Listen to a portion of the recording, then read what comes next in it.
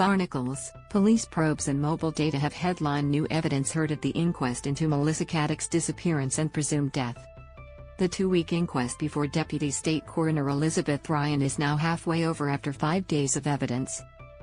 Watch the video above. Melissa Caddick's husband evicted from his mansion. Watch the latest news on Channel 7 or stream for free on 7+. It has heard from detectives who headed the initial investigation and reports from experts on ocean currents and sea life in an effort to uncover answers into the con woman's disappearance. Here, 7news.com.au takes a look at some of the new information to emerge at the inquest.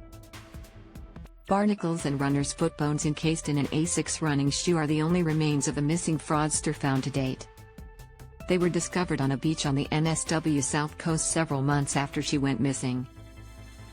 But, the inquest heard, the humble shoe provided a big clue into what may have happened to her. An expert report examined the barnacle growth on the shoe and was able to determine how long it had been in the water.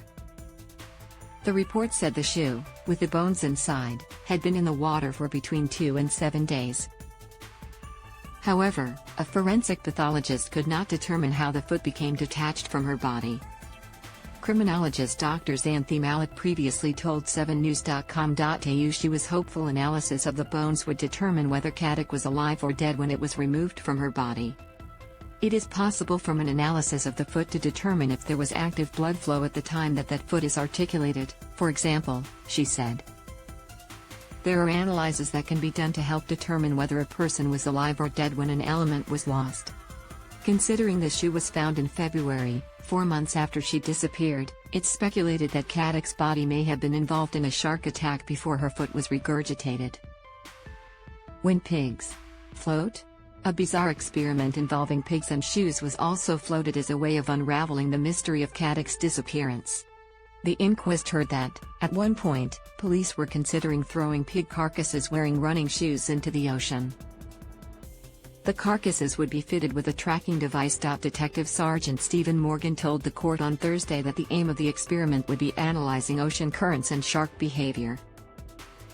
It never went ahead under his watch, but he said he wasn't sure if it progressed elsewhere. Interviewing the husband Caddick's husband Anthony Coletti and his initial reaction to his wife's disappearance was a recurring theme of the first week of the inquest. The court on Monday heard he was initially suspected to have aided his wife in her disappearance following confusing and contradicting recounts. Sergeant Trent Riley wrote in July 2021 that Coletti told him several lies, and that his story had changed multiple times. Police body cam footage released later in the week showed detectives talking to Coletti about conflicting statements on the time his wife was last seen early on November 12. Despite the early confusion, the detective initially leading the investigation said he didn't suspect a homicide. There was no evidence to suggest she'd been murdered, Detective Sergeant Michael Kiner said. Louise Coleman, junior counsel assisting the coroner, gave an account of the policeman's second interview with Coletti. She said he asked Coletti, almost a fortnight after Caddick was reported missing, where he thought his wife may be. "I have no idea where she is. If she's going to turn up, she's going to turn up to court," Coletti responded at the time. "Friday the 27th is going to be the day she's going to rock up."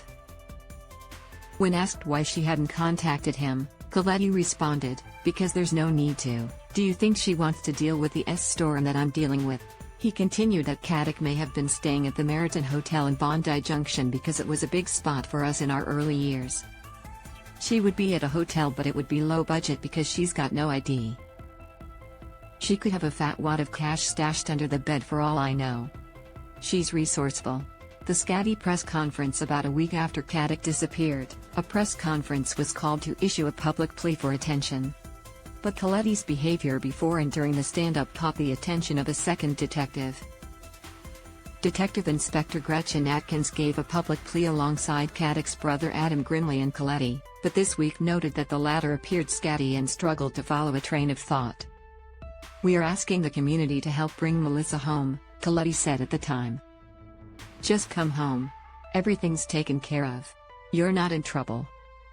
It was then that Atkins requested a more thorough search of the Dover Heights property, now a week since Caddick was last seen. "It was based on that I wanted a second search done at the house," Atkins said.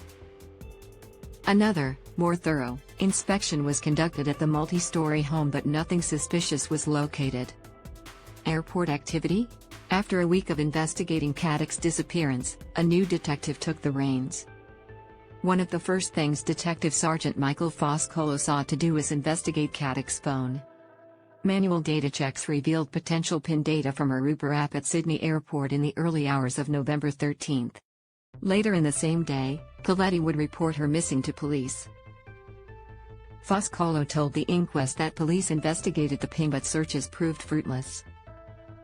Police spoke with major airlines, as well as Uber, taxi and public transport representatives who could provide no further traces of Caddick. Investigators also accessed recognition software from the Department of Immigration and canvassed phone, email and social media accounts without luck. Foscolo was left to conclude he had exhausted all signs of life inquiries. What comes next? The 2-week inquest will pause for a week before resuming on September 26. Caddick is due to give evidence during the week. Caddick's brother and mother have also requested they be able to give evidence due to fears their voice wasn't being heard. Deputy State Coroner Elizabeth Ryan said she will consider this at a later date, as the current list of witnesses was running overtime.